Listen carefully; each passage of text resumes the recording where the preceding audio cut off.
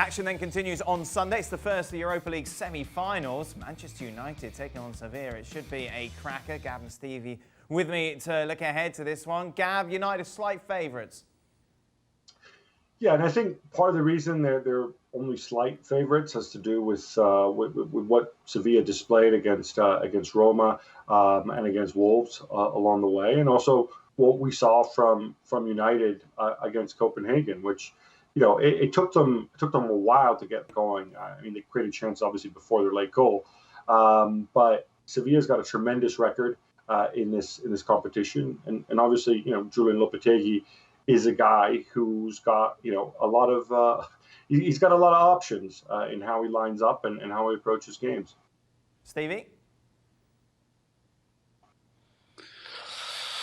I'm kind of conflicted with this because I would obviously suggest that Manchester United on paper are a better side than Sevilla, but Sevilla, as Gab said, in this competition, an absolutely incredible record, and they look as though they want to win this as much as anybody.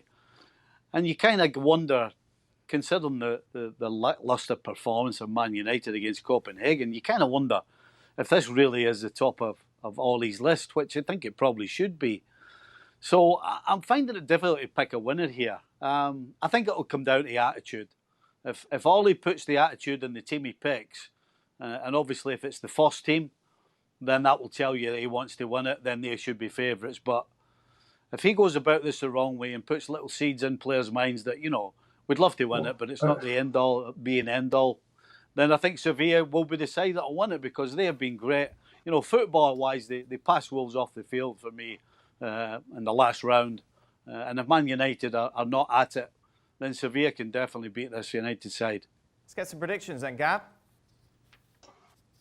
I'm going to lean United, and I'm going to say a 2-1 victory. I just think it would be absolutely appalling. I've heard this nonsense here about, why don't they put out the B team? It's better if they get knocked out because that way they have more time to prepare for the Premier League season and all this other garbage. I don't think Ole Gunnar Solskjaer thinks like that. I know Paul Pogba doesn't think that way. So I think they're in it to win it, and so I give them a slight edge. 2-1. Narrow United win. Now for our anti-Manchester United correspondent to give us his prediction. What are you talking about, anti-Manchester United correspondent? I just told you, if they fancy it, if they want to win it, then they're better than Sevilla. Let me just put it that way.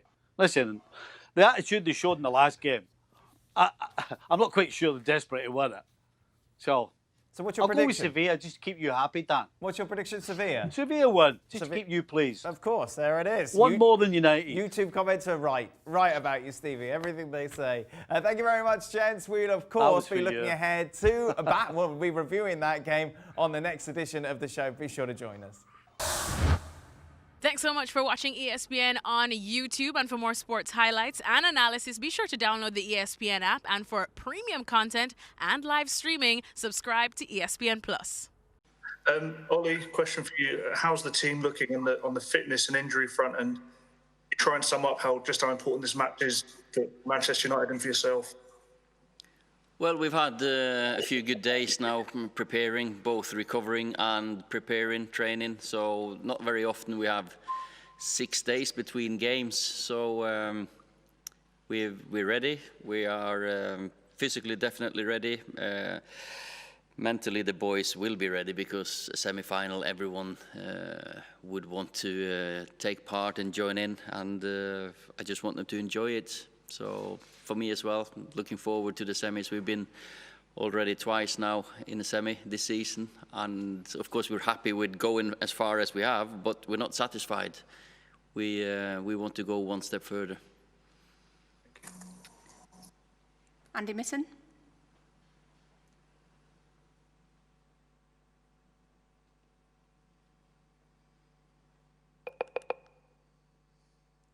Off you go, Andy. Hello? Yeah. How important is it to start well against Sevilla? In the 2 previous games against Sevilla, United didn't start particularly well. And even on Monday against Copenhagen, the team improved much more in the second half rather than the first. Well, I think in any game it's important to start well. We talk about it, we practice, we prepare for a good start. But definitely against good teams, if you start on the back foot, if you don't get your first touches, if you don't get the first tackle, you're going searching a little bit, and you're playing against a team with full of quality. And if you don't get touches of the ball, it'll be hard. Samuel Luckhurst, Manchester Evening News. Hi, Bruno. You've had a phenomenal start to your United career, mid-season arrival, scoring all the penalties. It's drawn comparisons with Eric Cantona. I was just wondering what you make of those comparisons with such a legendary figure in United's history. No, of course, for me is really good to listen talking about that names, and but really for me Cantona was an amazing player for the club. I need to do much better to be compared with him. I'm really happy for what I did. I'm not satisfied, like the coach said. For me, come to Manchester is about winning trophies. I come for the club to win some trophies, and I will be happy this season, in the end of the season, if we win the Europa League. Neil Custis, The Sun.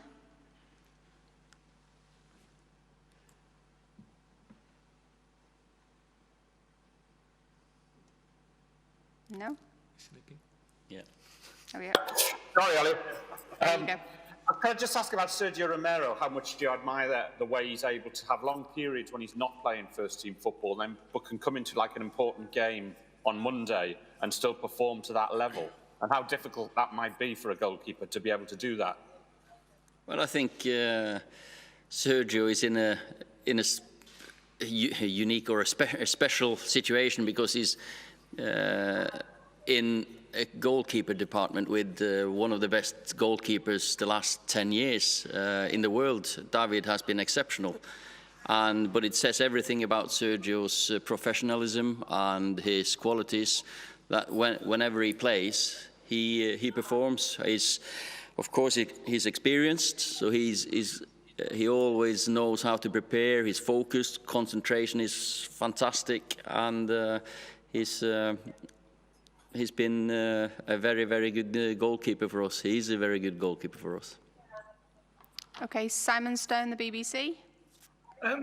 Bruno, you settled in really well. A lot of people find it difficult to settle into the Premier League. How have you found it? Why has it been so easy for you?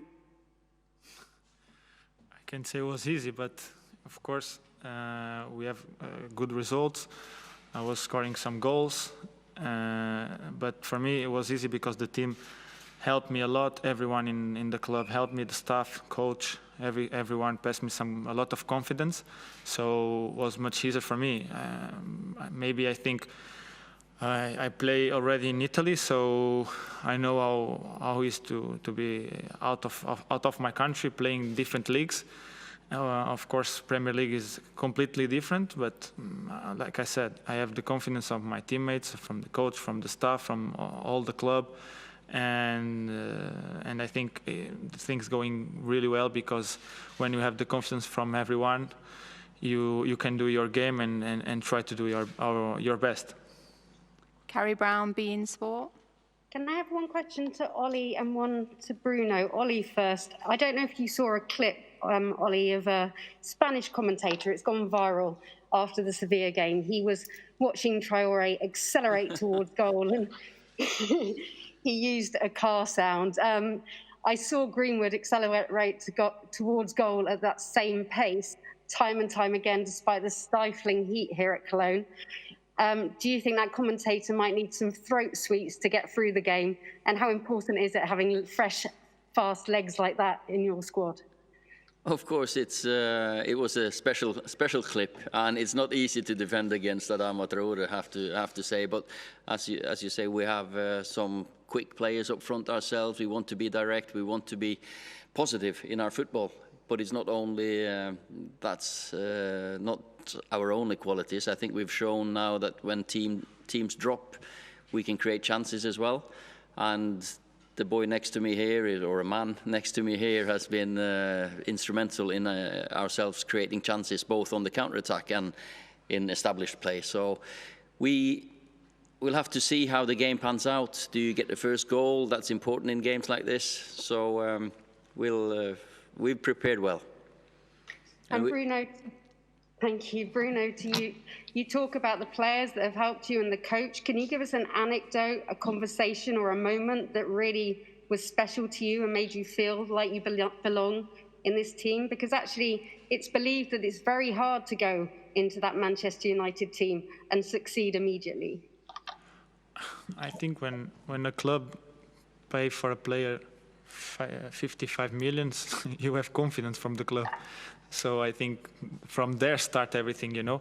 Of course, all the conversations I have with the coach and with my teammates, and as I say as I say before, the coach all the time speak with me and said to do my game, to try to do what I already did in Sporting, to have the same confidence, to try the same things, to improve. So when you have that voice on your back to do your own game and helping the team with that, it's easier for you, you know.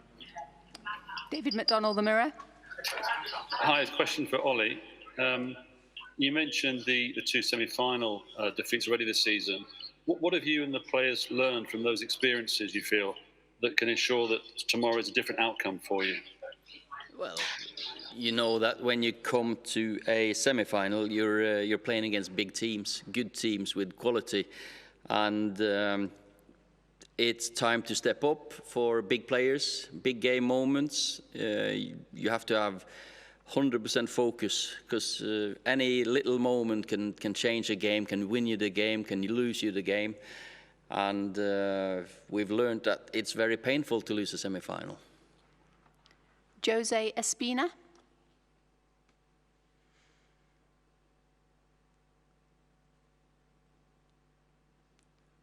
This press conference is fun, yeah? Yeah, strange. Pero pregunto para. It's a question for Bruno Fernandes, because a question for Bruno Fernandes, because he played with Gudeli, Nemanja Gudeli in Sporting Lisbon, as you know, Nemanja Gudel.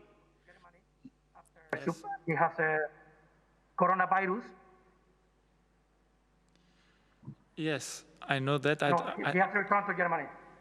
He has returned to Germany after having coronavirus, and no, he has returned to Germany. Yes, because he had coronavirus, and you play with him in Sporting Lisbon. Yes, I play with him. I'm happy he's healthy now. I'm happy he's healthy now. I speak with him when I knew he have the virus. I'm really happy he can be healthy now. And but tomorrow I hope I can beat him. We already speak. We will change the shirt tomorrow. But I don't know. I'm happy for him. I don't understand everything you said because the internet is not working very well. But I'm happy for him. Rob Dawson, ESPN. Hi, it's a question for Ollie. You mentioned the big break in between games. Obviously, UEFA have done that so they can have one game each day with the Champions League and the Europa League. But had it been a bit shorter, you could have been playing the final this weekend and it wouldn't have cut into your preparation for next season. Have you got any concerns with the schedule at all in that regard? Absolutely no concerns about next season at the moment. We have a good possibility to finish the season. Of course, if this is the only way that we could have finished the season, and I think for the supporters as well, I think to have a game on telly every day has been very important, and you look forward to the Champions League games at night, and you look forward to the Europa League games. So I think that's been helpful. We have to use it as preparation for this tournament, but also it's almost a pre-season for next season, because it is not very long until we have to get going again. But it is what it is, and we have to be clever when we rest people, how we train, when we play. It's just the time we're in. We can't complain because this is the world we're in now. Okay, Jessica Matishok.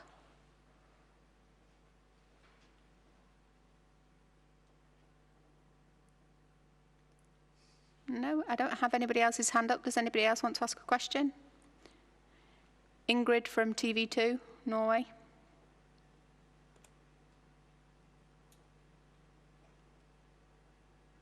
What Rob was asking about. Is it safe to say then that you're not worried at all that your players won't get enough rest before the next season starts in the Premier League? Well, there's no point me worrying about it. The authorities will give us as much rest as they can. Hopefully, we have 30 days at least before we start. That means we can give them a 2-week holiday.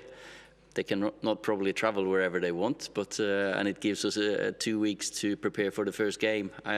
It is what it is, and I can't see a reason why I should be complaining. I've just got to make the most of it throughout the season, look after them when I can, and hopefully some national team coaches will do the same as well. With one of this boy, with this boy, for example. Jamie Jackson, The Guardian. Hi, Ollie. I believe Sevilla are unbeaten in 19 games. So what do you feel you need to do to beat them? Because obviously it's a straight knockout tomorrow. Score more goals than them. Like it? No, how are you going to do it? Yeah, it's not easy, obviously, as easy as that, because it's a good, very well organized team, aggressive style of play, pressing. They've got some very good individuals there, so we have to play our best game. We have to be able to keep the ball when we can, play out of their press. We've got to be clever, creative. And of course, we have to, as I said, step up in the big moments. Is that the pass, the last pass is the finish? Because these games will be decided on so often on either a set piece or a piece of individual brilliance by some players. Okay, Paul Hurst, The Times.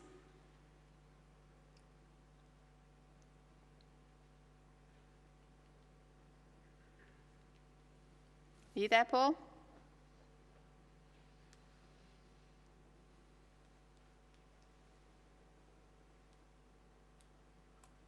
No. Neil Custis, The Sun. This will be the last question. Barcelona game last night, and what did you make of it? Sorry, can you repeat your question, Neil? We didn't get the start of it. Did you watch the Barcelona game last night, and what did you make of it? Such a shock result. Is that to Ollie or Bruno? Ollie. Yeah, we watched it. We watched it, of course, and I have to say Bayern Munich are setting the standard on at the moment throughout the season, really. I think the new coach come in, and they've been absolutely brilliant. You can see everything is to look to. Aggressive, they press, they run, recovery runs, they technically adapt. So it's... It was a top class performance by a top team. Xin kính chào toàn thể quý vị và các bạn đã đến với tin nóng chuyển nhượng ngày 16 tháng 8 năm 2020. Trước khi đến với những thông tin chuyển nhượng hot nhất có trong buổi chiều ngày hôm nay, các bạn hãy dành ra 30 giây để trả lời câu hỏi này của chúng tôi. Tất cả quý vị và các bạn có muốn Messi và Pep Guardiola tái hợp hay không? Hãy comment ý kiến của các bạn ngay dưới video này nhé. Còn bây giờ, chúng tôi mong quý vị và các bạn hãy tiếp tục ủng hộ và kích bấm subscribe ngay kênh YouTube Hơi thở bóng đá, nhớ bấm chuông để nhận được thông báo mỗi khi tin nóng chuyển nhượng của chúng tôi lên sóng. Và sau đây là những thông tin nóng hổi có trong buổi chiều ngày hôm nay.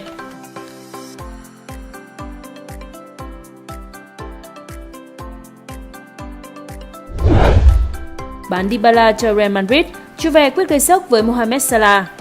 Mặc dù tiếp tục thống trị Serie A với danh hiệu Scudetto thứ 9 liên tiếp, Juventus vẫn trải qua một mùa giải đáng thất vọng.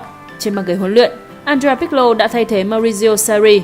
Hiện tại, giám đốc thể thao Fabio Paratici đang hoạt động rất tích cực trên thị trường chuyển nhượng. Dejan Kulusevski và Arthur Melo đã cập bến Allianz Stadium. Ở chiều ngược lại, Miralem Pjanic và Blaise Matuidi đã phải nói lời chia tay với lão phu nhân. Cho đến hết tháng 8 năm 2020, sẽ có thêm nhiều cái tên phải rời Turin. Trong những ngày gần đây, Paulo Dybala bất ngờ được điền tên vào danh sách thanh lý. La Liga đã thi đấu rất ấn tượng trong mùa giải vừa qua và trở thành cầu thủ xuất sắc nhất Serie A. Tuy nhiên, ban lãnh đạo Juventus đang cần tiền để giải quyết khó khăn về mặt tài chính và tiền đạo người Argentina đã trở thành vật tế thần. Mới đây, trang Don Balon đã tiết lộ một thông tin khiến nhiều người cảm thấy sốc. Juventus sẵn sàng bán Paulo Dybala cho Real Madrid với giá 100 triệu euro và sau đó chiêu mộ Mohamed Salah từ Liverpool. Tiền đạo người Ai Cập đã thể hiện phong độ ấn tượng ở Premier League và Bianconeri dự kiến sẽ trao cho anh mức lương lên tới 30 triệu euro chỉ sau Cristiano Ronaldo. Nếu điều này xảy ra trong mùa hè năm 2020, cả châu Âu sẽ rung chuyển. Đàm phán thuận lợi, Chelsea chuẩn bị có Chilwell. Sau 2 kỳ chuyển nhượng án binh bất động, Chelsea đang trải qua một mùa hè vô cùng bận rộn với hàng loạt thương vụ đáng chú ý. Ở thời điểm hiện tại, The Blues đã có cho mình 2 tân binh chất lượng là Timo Werner và Hakim Ziyech. Những bản hợp đồng khiến họ tiêu tốn khoảng 86 triệu bảng, nhưng dự kiến sắp tới đây, đội chủ sân Stamford Bridge sẽ tiếp tục bỏ ra một con số đáng kể nữa. Giới truyền thông cho hay, huấn luyện viên Frank Lampard đang có kế hoạch chiêu mộ Kai Havertz, người được Bayer Leverkusen định giá 90 triệu bảng. Tất nhiên, The Blues cũng đang thuyết phục đại diện đến từ Bundesliga hạ thấp mức phí mà họ yêu cầu, nhưng thái độ của Leverkusen vẫn vô cùng cứng rắn. Trái lại, Chelsea không có ý định giằng co với Leicester City trong thương vụ Ben Chilwell, một trong những mục tiêu hàng đầu của Lampard. Được biết, Bảy Cáo đang đòi hỏi khoảng 80 triệu bảng cho sự phục vụ của tài năng người Anh.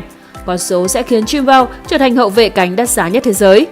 Theo tiết lộ từ tờ The Times, Leicester City và Chelsea hiện đã sắp tìm được tiếng nói chung về mức phí của Chilwell và dự kiến hậu vệ này sẽ sớm chuyển sang Stamford Bridge. Ở chiều hướng ngược lại, Lampard cũng đã lên kế hoạch cắt giảm nhân sự trong đội hình để củng cố ngân sách chuyển nhượng. Rời Barca, khả năng cao Lionel Messi tới Manchester City. Nỗi thất vọng của Lionel Messi dành cho Barcelona những năm gần đây ngày càng lớn dần, nhất là sau thất bại trước Bayern Munich. Được đánh giá là ngang tài ngang sức, nhưng đội bóng xứ Catalan đã để thua đối thủ với tỷ số nhục nhã 2-8. Đây là lần đầu tiên kể từ năm 1949, Blaugrana mới phải nhận 7 bàn thua. Thực sự, hàng phòng ngự của Barcelona đã có màn trình diễn quá tệ hại. Messi vẫn chơi hay, vẫn gồng gánh Barcelona khi ghi 31 bàn, đóng góp 26 kiến tạo trên mọi đấu trường. Nhưng nỗ lực đó là không đủ để Barcelona tránh khỏi một mùa giải trắng tay. Chính vì thế, nhiều nguồn tin tiết lộ, El Punga đã có ý định chia tay sân Camp Nou. Hợp đồng hiện tại của Messi đáo hạn vào mùa hè 2021, nhưng tồn tại điều khoản cho phép Messi có thể rời Barcelona sau mùa giải 2019-2020. Đáng chú ý, nguồn tin từ Daily Mirror khẳng định Manchester City sẽ trở thành bến đỗ hàng đầu của Messi một khi khăn gói khỏi Camp Nou. Nguồn tin cũng tiết lộ Man City sẽ làm mọi cách, trả mọi mức giá có thể để có được chữ ký của Messi. Điều này hoàn toàn hợp lý trong bối cảnh Man City cũng vừa bị loại khỏi UEFA Champions League với thất bại 1-3 trước Lyon. Pep Guardiola cần một cầu thủ như Messi để dẫn dắt lối chơi. Đưa Man City tới vinh quang UEFA Champions League, có lẽ đã tới lúc Pep và Messi tái hợp chăng? Kai Havertz chốt tương lai, Chelsea có sớm hoàn tất hợp đồng. Kai Havertz năm nay 20 tuổi và được ví von là Michael Ballack mới của bóng đá Đức, mang đến nhiều giải pháp chiến thuật cho hàng công. Trong đó, Havertz nổi bật nhất ở vai trò tiền vệ công. Vì thế, khá nhiều đội bóng đã đánh tiếng muốn chiêu mộ Havertz, đặc biệt là Chelsea. Dù đã liên tiếp hoàn tất 2 tân binh sáng giá gồm Hakim Ziyech và Timo Werner, nhưng The Blues vẫn đang dành sự quan tâm tới Havertz. Vừa qua, báo chí châu Âu loan tin The Blues đã gửi đề nghị tới Bayer Leverkusen nhằm sở hữu chữ ký của Havertz. Lúc này đây, Chelsea đang nỗ lực đàm phán với Bayer Leverkusen. Đại diện Bundesliga chỉ chấp nhận để Havertz ra đi nếu nhận được lời đề nghị trị giá 90 triệu bảng, nhưng báo chí loan tin Chelsea muốn dứt điểm thương vụ ở mức 70 triệu bảng. Ở chiều hướng ngược lại, nguồn tin từ tờ Kicker tiết lộ Havertz đã chọn cập bến sân Stamford Bridge ngay trong mùa hè năm nay. Chính Fernando Caro, CEO của Bayer Leverkusen, cũng đã lên tiếng khẳng định Havertz muốn rời đội bóng. Cụ thể, Fernando Caro chia sẻ trên tờ Cornerstone Insider, Havertz đã nói lên khát khao của mình rằng cậu ấy muốn đón nhận thử thách mới. Nhưng hiện tại, tôi không thể nói liệu điều này có thành công trong tương lai gần hay không. Như vậy, cơ hội chiêu mộ Havertz trở nên khá rõ ràng, nhất là khi Bayer Leverkusen đã thất bại trong việc tìm kiếm tấm vé dự UEFA Champions League mùa tới. Thậm chí, họ cũng đã dừng bước ở tứ kết Europa League trước Inter Milan. Tuy nhiên, điều này không hề dễ dàng bởi Bayer Leverkusen nhất định không hạ mức giá bán Havertz. Nếu muốn sớm hoàn tất thương vụ này, Chelsea phải hành động quyết liệt hơn nữa khi thị trường chuyển nhượng mùa hè ở Premier League sẽ kết thúc vào ngày 5 tháng 10 tới. Ronaldo đòi Juve chiêu mộ sát thủ Real về phục hưng đội bóng. Mùa hè 2018, Cristiano Ronaldo rời Real Madrid chuyển đến Juventus trong một thương vụ đình đám đầy bất ngờ. Siêu sao người Bồ Đào Nha khi ấy đang ở đỉnh cao sự nghiệp cùng đội bóng Hoàng gia Tây Ban Nha lại vừa trải qua lần thứ 3 liên tiếp nâng cao chiếc cúp C1 châu Âu danh giá. Quyết định rời Santiago Bernabeu của chân sút sinh năm 1985 hẳn đã khiến cho nhiều người phải tiếc nuối. Mặc dù vậy, với việc luôn thử thách và làm mới bản thân, cuộc sống tại câu lạc bộ thành Turin khiến cho bản thân Ronaldo cảm thấy có nhiều điều còn phải cống hiến và phấn đấu. Vừa qua, dù rất nỗ lực và cố gắng, nhưng Ronaldo không thể giúp Juventus tiến xa tại Champions League 2019-2020. Lực bất tòng tâm và thậm chí xuất hiện nhiều nguồn tin cho rằng CR7 cân nhắc khả năng rời Juventus để đến Paris Saint-Germain. Tuy nhiên, mọi chuyện có lẽ không như mọi người vẫn nghĩ. Theo Gazzetta dello Sport, Cristiano Ronaldo đã yêu cầu Juventus cố gắng chiêu mộ Karim Benzema. Chân sút người Pháp dù không còn trẻ trung nhưng là sát thủ dày dặn kinh nghiệm và vẫn đang có phong độ rất cao thời gian qua. Bản thân cả hai ngôi sao này từng có 9 năm chinh chiến cùng nhau tại Real Madrid.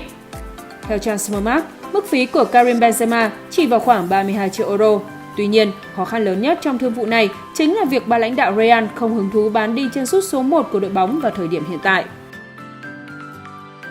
Thưa quý vị, vừa rồi là những thông tin có trong tin nóng chuyển nhượng ngày 16 tháng 8 năm 2020. Cảm ơn quý vị và các bạn đã quan tâm theo dõi.